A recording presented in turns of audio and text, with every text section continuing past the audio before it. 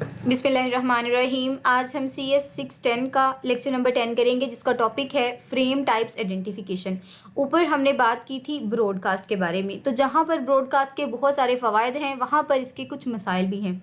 अब होता क्या है कि नेटवर्क पर हर ब्रॉडकास्ट फ्रेम के लिए हर कंप्यूटर अपनी कंप्यूटेशनल रिसोर्सेज को यूज़ करता है। क्या करता है? हर कंप्यूटर अपनी मटेरियल को मेमोरी में रखता है जो CPU को इंटरप्ट करता है। तो ये वाला प्रोसीजर हर ब्रॉडकास्ट के लिए हर कंप्यूटर अपनी साइड पर कर रहा होता है।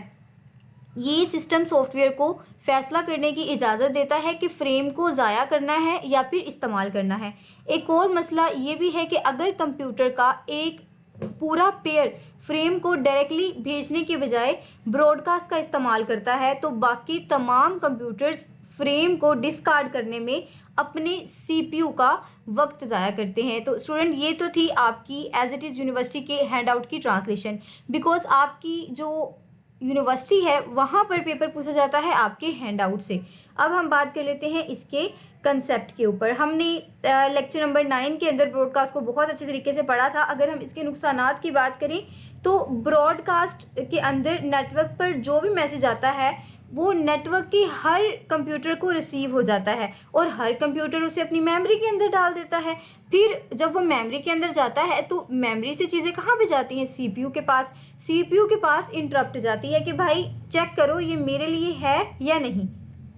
इसी तरह अगर दो लोग आपस में बात करने के लिए पूरे नेटवर्क पर ब्रॉडकास्ट शुरू कर देंगे तो बेचारे कंप्यूटर, जो तमाम कंप्यूटर्स नेटवर्क के अंदर मौजूद हैं, उनके CPU का टाइम बहुत ज़्यादा ज़ाया हो जाएगा। ये बिल्कुल इसी तरह है जैसे आप क्लासरूम में बैठे हों और दो स्टूडेंट आपस में बात करने की बजाय लाउड स्पीकर पर बात करना शुरू कर दें। इससे पूरी क्लास अपना काम छोड़कर आपकी बात सुनेगी और इस तरह जो पूरी क्लास है उसका टाइम वेस्ट हो जाएगा। इसके बाद हमारे पास आ जाती है मल्टीकास्टिंग। तो ये जो ऊपर हमारे पास प्रॉब्लम आई तो उसका जो सोल्यूशन था वो था मल्टीकास्टिंग। मल्टीकास्टिंग के अंदर क्या होता है? ये ब्रॉडकास्टिंग की एक रिस्ट्रिक्टेड शक्ल है। ये ब्रॉडकास्टिंग की तरह ही काम करती है, लेकिन ये फ्रेम्स को खुद ब खुद CPU को फॉरवर्ड नहीं करती, बल्कि इंटरफेस हार्डवेयर को एडवांस में प्रोग्राम किया जाता है। तो इस चीज़ को आपने याद रखना है कि कभी भी फ्रेम्स को फॉरवर्ड नहीं करती, बल्कि एडवांस किस्म की प्रोग्रामिंग की जाती है। अगर कोई एप्लीकेशन प्रोग्राम कुछ ख़ास फ्रेम्स को वसूल करना चाहता है तो वो इंटरफेस हार्डवेयर को प्रोग्राम करता है ताकि वो एड्रेसेस के एक एडिशनल जो सेट होता है उसको कबूल करे और इसके बाद इंटरफेस की जो 3 इकसाम होती हैं उनको कबूल करना या फिर एक्सेप्ट करना स्टार्ट कर दे। अब हमारे पास कितनी टाइप्स होती हैं? 3 टाइप्स होती हैं, मल्टीकास्ट, ब्रॉडकास्ट और थर्ड पर आ जाती है हमारे वो फ्रेम्स जो स्टेशन पर भेजे जा रहे हों। आसान अल्फाज में जो हमारे पास मल्टीटास्किंग है ना, वो है ब्रॉडकास्टिंग, लेकिन उसकी थोड़ी सी कंट्रोल्ड फॉर्म है। इसमें फ्रेम पूरे नेटवर्क पर तो जाता है, लेकिन हर कंप्यूटर का एक अपना CNIC होता है।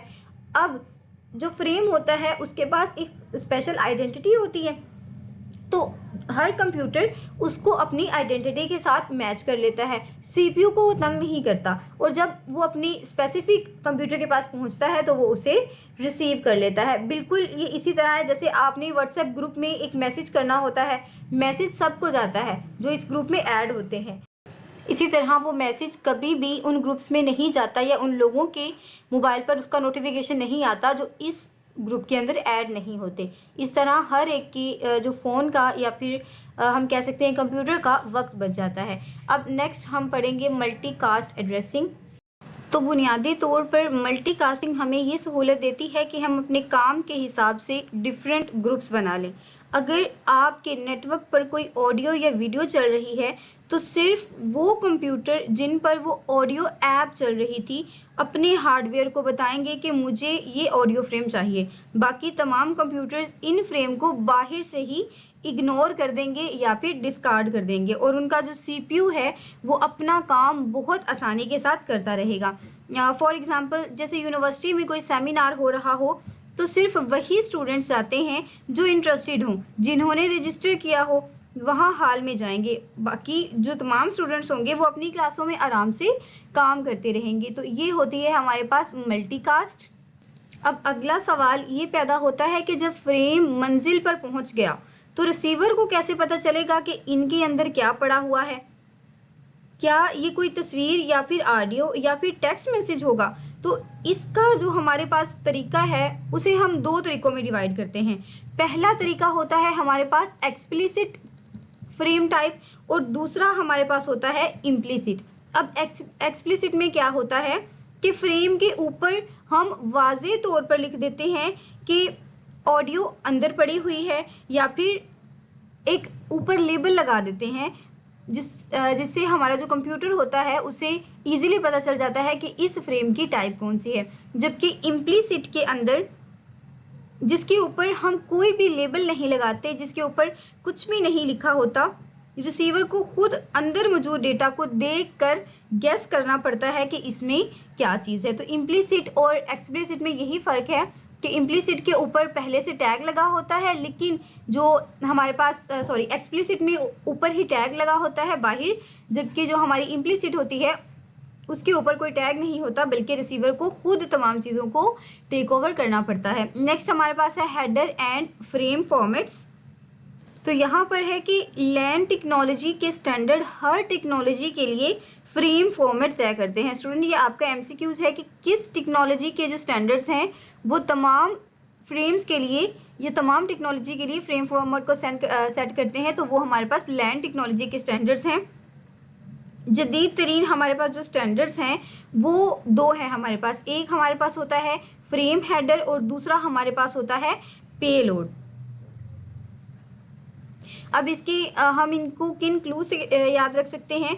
तो सबसे पहले है कि फ्रेम हेडर के अंदर हमारे पास आइडेंटिकल इंफॉर्मेशन होती है जो हमारी हेडर्स को या एड्रेसेस को आइडेंटिफाई कर रही होती है। जबकि फील्ड्स में हमारे पास जो तमाम मालूमात होती हैं, इंफॉर्मेशन होती है, उनका साइज़, उनकी लोकेशन, ऑलमोस्ट इवन कि ज़्यादातर हमारे पास ये फिक्स्ड होती है। तो हमेशा याद रखें कि इंफॉर्मेशन की जो फील्ड होती है उसका साइज़ होता है वो और लोकेशन हमेशा फिक्स्ड होती है।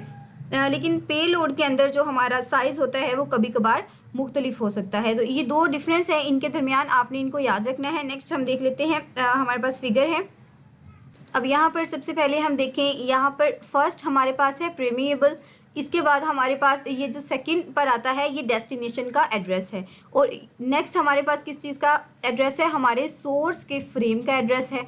इसके बाद हमारे पास आ जाता है डेटा, वो डेटा जो उस फ्रेम के अंदर मौजूद है। और लास्ट पर हमारे पास आ जाता है चेक सम एरर। नेक्स्ट हमारे पास इसकी थोड़ी छोटी डेफिनेशन है कि प्रीमिएबल क्या होता है। ये रिसीव करता है हमारी सिंक्रोनाइजेशन को। डेस्टिनेशन एड्रेस हमारे इंटेंडेड रिसीवर को आइडेंटिफाई करता है। सोर्स एड्रेस हमारे सेंडर के हार्डवेयर की आइडेंटिफिकेशन करता है। फ्रेम टाइप के अंदर हमें ये पता चलता है कि इस फ्रेम के अंदर डेटा किस टाइप का है, इंटीजर्स है, करैक्टर है, या फिर हमारे पास किसी और सैम्बल्स हैं। इसके बाद हमारे पास डेटा क्या है, तो वही जो हमारी फ्रेम को पेलोड कर रहा होता है। और CRC हमारे पास 32 बिट कोड होता है, जहाँ पर हमारा कोई भी एरर या कोई भी ग्लिच जो आ जाता है ट्रांसमिशन में उसे चेक किया जाता है। नेक्स्ट हमारे पास है इथरनेट फील्ड्स। इथरनेट के अंदर जो हमारे पास प्रीमिएबल होता है और CRC होता है अक्सर हमें नज़र नहीं आता, बल्कि जो हमारी डेस्टिनेशन का एड्रेस होता है वो हमेशा एक ब्रॉडकास्ट एड्रेस होता है, यानी कि तमाम कंप्यूटर्स के पास वो एड्रेस जाता है। इसी वजह से there is a special value reserve for the frame type. तो यही वजह होती है कि हर फ्रेम टाइप के लिए एक स्पेशल वैल्यू को रिज़र्व करवा दिया जाता है। Frame without type fields.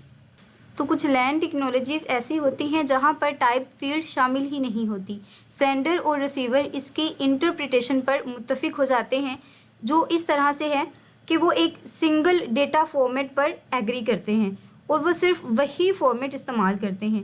ये इन्हें सिर्फ एक किस्म के डेटा तक महदूद कर देता है, यानी कि जो उनकी लिमिट है वो जस्ट एक किस्म के डेटा के लिए, सिंगल टाइप डेटा के लिए सेट हो जाती है। इसी तरह लैन पर मौजूद तमाम कंप्यूटर्स को एक ही फॉर्मेट इस्तेमाल करना पड़ता है, या फिर वो इस बात पर एग्री हो जाते हैं कि डेटा की पहली चंद बाइट्स के अंदर ही डेटा फॉर्मेट को इनकोड कर दिया जाए। ज़रूरी नहीं है कि नेटवर्क की टेक्नोलॉजीज़ में हर बार टाइप का अलग से बॉक्स या फिर सेल मौजूद हो। अगर टाइप फील्ड नहीं है तो हमारे पास इसके दो हल हुआ करते थे। नंबर 1 पर तो ये कि नेटवर्क का हम एक रूल बना देते हैं। अगर नेटवर्क का एक असूल बना दिया जाए कि इस नेटवर्क पर सिर्फ एक टाइप का डेटा चलेगा। नंबर 1 पर तो ये रूल है। दूसरा रूल ये हो सकता है जो थोड़ा सा एडवांस भी है और स्मार्ट भी, कि जो असली डेटा वाला बॉक्स है या असली डेटा वाला सेल है उसके बिल्कुल शुरू में 3 बाइट्स को लो और उस पर उसकी टाइप का डेटा एंटर कर दो। ये एंटर कर दो कि इसके अंदर हमारे पास कौन सा डेटा एंटर्ड है। तो ये वाली जो चीज़ है ये ज़्यादा आपके लिए वैल्यूएबल है, बजाय इसके कि हम यही स्पेसिफाई कर दें कि इस पूरे नेटवर्क पर एक ही किस्म का डेटा चलेगा। Encoding the data type, a frame in which data type is specified by using the data area. तो इनकोडिंग डेटा टाइप हमारे पास एक ऐसी टाइप होती है जहाँ पर हम अपने फ्रेम की डेटा टाइप को पहले ही स्पेसिफाई करवा देते हैं एक स्पेशल या फिर स्पेसिफाइड डेटा एरिया को यूज़ करते हुए। तो यहाँ पर आप देख सकते हैं आपके पास सबसे पहले फ्रेम हेडर है और इसके बाद आपके पास आ जाता है फ्रेम डेटा, जो एक्चुअली हमारी टाइप ऑफ इंफॉर्मेशन यानी कि हमारे फ्रेम की टाइप को इंडिकेट करता है। तो यहाँ पर तमाम सिस्टम्स को एक साथ मिलकर काम करने के लिए यानी कि दोनों के दरमियान इंटर प्रीमियबिलिटी को यकीनी बनाने के लिए इनकोडिंग एरिया के फॉर्मेट को हम यूनिवर्सली रख देते हैं, जिस पर तमाम जो हमारे सिस्टम्स होते हैं वो एग्री करते हैं और अमूमन इसे हम स्टैंडर्ड के ज़रिए ही तय कर लेते हैं। जब हम असली डेटा वाले सेल के शुरू की कुछ बाइट्स को टाइप बताने के लिए इस्तेमाल करते हैं तो ज़रूरी है ना कि दुनिया के तमाम कंप्यूटर्स को ही इस रूल का पता हो। ऐसा ना हो कि मेरा कंप्यूटर इसे डेटा समझ ले और आपका कंप्यूटर उसे टाइप समझ ले। इसीलिए हमें इस चीज़ को स्टैंडर्ड बनाना ज़रूरी था। नेक्स्ट हमारे पास है IEEE 802.2 LLC। तो हमारे पास स्टूडेंट्स ये भी एक स्टैंडर्ड है, जिस तरह हमने ऊपर बात की स्टैंडर्ड्स की, जिसके अंदर हमारे पास दो चीज़ें इंक्लूड होती हैं। नंबर 1 पर आता है लॉजिकल कंट्रोल, जिसे हम LLC कहते हैं। इस चीज़ को आपने याद रखना है MCQs के लिहाज से। और दूसरा हमारे पास ये एक सब नेटवर्क के साथ अटैच होता है, जिसे हम क्या कहते हैं, स्नैप, यानी कि सब नेटवर्क अटैच पॉइंट हेडर्स। तो ये दो चीज़ें हमारे पास शामिल होती हैं IEEE 802.2 के स्टैंडर्ड के अंदर। अब snap/LLC format is widely used for the example of Ethernet. Student ये आपने MCQs के लिहाज से भी याद रखना है और शॉर्ट क्वेश्चन में भी ये चीज़ आ सकती है। आपके पास snap/LLC फॉर्मेट लिखा होगा और आपने बताना है कि किसकी एग्जांपल है। तो हमेशा याद रखें ये हमारे पास इथरनेट की एग्जांपल है। अब नीचे आपके पास 2 पोर्शंस बना दिए गए हैं, जिसके अंदर आपकी जो 3 बिट्स हैं यानी कि 3 बाइट्स हैं उनको LLC यानी कि एक लॉजिकल कंट्रोल लिंक बना दिया गया है, जबकि जो हमारी जो रिमेनिंग हमारी बाइट्स थी उनको हमने स्नैप बना दिया है। अब नीचे यहाँ पर स्पेसिफाई है कि 3 octet UEI identify a standard organisation. जो हमारे पास 3 ऑक्टेट होते हैं ना, ये 3 बॉक्सेस, आप इनको यहाँ पर सेल नहीं बोलें बल्कि आप इनको ऑक्टेट बोलें। 3 ऑक्टेट हमेशा आइडेंटिफाई करते हैं एक स्टैंडर्ड ऑर्गेनाइजेशन को, जबकि 2 ऑक्टेट टाइप वैल्यू जो होती है वो ऑर्गेनाइजेशन की तरफ से डिफ़ाइन की जाती है। हर जो ऑर्गेनाइजेशन होती है वो अपने मुताबिक एक वैल्यू को डिफ़ाइन कर लेती है। अब हमारे पास जो IEEE थी, उन्होंने डेटा के अंदर हेडर को छुपाने वाली बात को एक स्टैंडर्ड बना दिया। इसमें ये होता है कि डेटा के जो सेल होते हैं उसके शुरू में 8 बाइट्स का एक अलग अलग जो हमारे पास हेडर होता है बना दिया जाता है, जिसमें हम जो भी टाइप होती है LLC या OUI और दूसरी जो टाइप की फील्ड्स होती हैं वो हम शामिल कर देते हैं और ये सब डेटा डेटा वाले जो हमारे पास सेल्स होते हैं उसी के अंदर हो रहा होता है। तो अब जितने भी कंप्यूटर्स हैं नेटवर्किंग के अंदर वो इन्हीं रूल्स को फॉलो कर रहे होते हैं। इंशाल्लाह स्टूडेंट्स जब हम अपनी लैब करेंगे तो ये चीज़ें हम प्रैक्टिकली भी करेंगे, फिर आपके लिए थोड़ी सी आसान हो जाएंगी। अननोन टाइप, तो स्टूडेंट्स किसी भी इनकोडिंग फॉर्मेट के लिए कुछ कंप्यूटर ऐसे एग्ज़ाम के जो फॉर्मेट्स होते हैं उनको एक्सेप्ट करने के लिए रेडी नहीं होते, उनके लिए अननोन तस्वुर किए जाते हैं। जैसे कोई भी अगर इनकोडिंग फॉर्मेट आता है तो बहुत सारे जो कंप्यूटर्स होते हैं वो उसे अननोन ट्रीट करते हैं। मिसाल के तौर पर अगर हमारा जो प्रोटोकॉल टाइप है इनमें इस्तेमाल ना हो या फिर कोई नई टाइप इस्तेमाल की गई हो, जो हमारा स्टैंडर्ड है उसके अलावा जो टाइप्स यूज़ की हो ना, तो हमारे जो कंप्यूटर्स होते हैं उस पैकेट को या फिर उस फ्रेम को अननोन करार दे देते हैं। तो हमारा जो रिसीव करने वाला कंप्यूटर होता है वो टाइप फील्ड को सबसे पहले चेक करता है और किसी भी अननोन फ्रेम को हमेशा डिस्कार्ड कर देता है। तो बाज़ औक़ात ऐसा होता है कि आपके कंप्यूटर पर कोई मैसेज आता है जिसकी टाइप आपके कंप्यूटर को पता ही नहीं होती। मिसाल के तौर पर आपको किसी ने व्हाट्सएप की है और आपको चाइनीज़ नहीं आती, ठीक है, तो आपके पास चाइनीज़ में कोई चाइनीज़ लैंग्वेज के अंदर कोई मैसेज आया है, तो जाहिर सी बात है आप तो उसे अननोन ही समझेंगे ना, क्योंकि आपके जो दोस्त हैं उनमें तो कोई भी चाइनीज़ बोलता ही नहीं है। तो इस तरह के सिनेरियोस आ सकते हैं। तो इसमें हमारे कंप्यूटर का जो NIC होता है, जैसे हमारा CNIC है, तो इस टाइप को पढ़ेगा और जब उसे समझ ही नहीं आएगी तो वो खामोशी से उस मैसेज को डिस्कार्ड कर देगा। इसी तरह जब आपको किसी मैसेज की समझ नहीं आती जो अननोन नंबर से आया होता है तो आप क्या करते हैं, उसको डिस्कार्ड कर देते हैं। नेक्स्ट हमारे पास है नेटवर्क एनालाइज़र। अब हमारे पास जो नेटवर्क एनालाइज़र है उसको हम नेटवर्क मॉनिटर या फिर नेटवर्क स्नीफर भी कहते हैं, जो यूजुअली हमारे पास यूज़ होता है किसके लिए, एग्जामिन करने के लिए द परफॉर्मेंस और डीबग ऑफ अ नेटवर्क। तो हमेशा याद रखिए नेटवर्क एनालाइज़र हमारे पास दो नामों से पहचाना जाता है। सबसे पहले तो हम इसे नेटवर्क मॉनिटर भी कहते हैं, दूसरे नंबर पर हम इसे नेटवर्क स्नीफर भी कहते हैं, जिसका काम होता है हमारे नेटवर्क के ऊपर डिबगर की जो खसूसियात हैं और जो परफॉर्मेंस है उसको एग्जामिन करना। It can report statistics such as capability. तो ये हमारे पास स्टैटिस्टिकली भी रिपोर्ट कर सकता है, जैसे कि हमारे पास जो कैपेसिटी है यूटिलाइजेशन की, डिस्ट्रीब्यूशन साइज़ है हमारे फ्रेम का, इसके अलावा जो हमारा कोलिजन रेट है या फिर टोकन सर्कुलेशन टाइम है। नेक्स्ट हमारे पास है ऑपरेशन ऑफ नेटवर्क एनालाइज़र। हमारे नेटवर्क एनालाइज़र के ऑपरेशन कौन से होते हैं? नेटवर्क एनालाइज़र आसान अल्फाज में हमारे पास ऐसे ही है जैसे सड़क पर ट्रैफिक पुलिस वाले की जो कैमरे वाली गाड़ी खड़ी होती है, ठीक है, जो गुजरने वाली हर गाड़ी की स्पीड, उसका साइज़ और उसकी जो ट्रैफिक का रश है उसको मॉनिटर कर रही होती है। तो आप इसे एक जासूस ही समझें।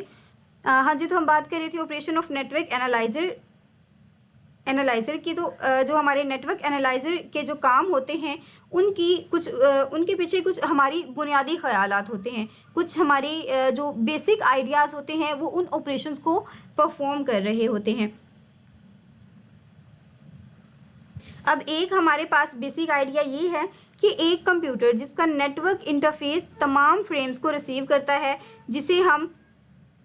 इसे हम परमिस्क्यूअस मोड भी कहते हैं। स्टूडेंट, ये आपकी शॉर्ट क्वेश्चन में बहुत ज़्यादा पूछा जाता है कि कंप्यूटर जिसका नेटवर्क इंटरफेस तमाम फ्रेम्स को रिसीव कर रहा होता है उसे हम क्या कहते हैं? तो उसे हम परमिस्क्यूअस मोड कहते हैं। बहुत सारे जो हमारे पास टास्क टाइप कंप्यूटर हैं इनमें ऐसे इंटरफेस होते हैं जिन्हें इस मोड के लिए कॉन्फ़िगर किया जाता है। जब इसे किसी सॉफ्टवेयर के साथ हम मिला देते हैं तो कंप्यूटर लैन पर गुजरने वाले किसी भी फ्रेम को चेक कर सकता है। ये कंप्यूटर लैन पर फ्रेम्स को रिसीव करता है और डिस्प्ले करता है, लेकिन कभी भी उनका जवाब नहीं देता। क्यों? क्योंकि ये हमारे पास प्राइवेट होता है। तो हमेशा याद रखें कि ये हमारे जो डेस्कटॉप कंप्यूटर्स होते हैं उनके इंटरफेस में यूज़ होता है, और हम बहुत सारे जो डेस्कटॉप कंप्यूटर्स होते हैं उनको एज आ परमिस्क्यूअस मोड कॉन्फ़िगर कर सकते हैं, और ये जो तमाम हमारे पास साइज़ होता है फ्रेम का उनको काउंट कर सकता है।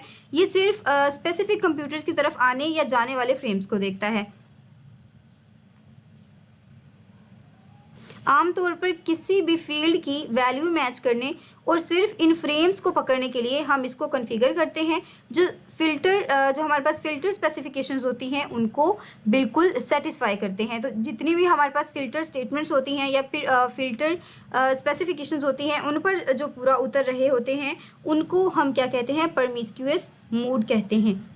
इसके बाद हमारे पास आम तौर पर हमारे पास जो CNIC कार्ड होते हैं उनको एक ख़ास मूड में डाल देते हैं। बस आप इसी चीज़ को याद रखें कि आपके पास जितने भी कंप्यूटर्स हैं ना, उनका जो भी नंबर है उसको हम उठाएंगे, उनको हम कलेक्ट करेंगे और प्रॉमिस्क्यूअस मोड के अंदर डाल देंगे। अब इस मोड में कार्ड जो हमारे पास एक तार होती है उससे गुजरने वाला हर मैसेज को पकड़ने की कोशिश करता है, चाहे वो किसी का भी हो। ये कंप्यूटर बस चुपचाप सबका डेटा पढ़ता है और किसी को रिप्लाई नहीं करता। जिस तरह आपकी रियल लाइफ की एग्जांपल हम देखें, आपके मोहल्ले में कोई ऐसी जासूस मासी होती है जो हर घर के दरवाजे के बाहर कान लगाकर सबकी बातें सुन रही होती है, यानी कि प्रॉमिस्क्यूअस मोड, लेकिन खुद किसी को जवाब नहीं देती और फिर ज़रूरत पड़ने पर फ़िल्टर करके अपनी पसंद की बातें सबको बताती है। तो अब आपको इस चीज़ का बहुत अच्छे तरीके से आइडिया हो गया होगा। जहाँ पर प्रॉमिस्क्यूअस मोड की बात आती है तो आप अपनी वही मोहल्ले वाली आंटी को सोच सकते हैं। तो उम्मीद करती हूँ आपको लेक्चर पसंद आया होगा। दुआओं में ज़रूर याद रखें।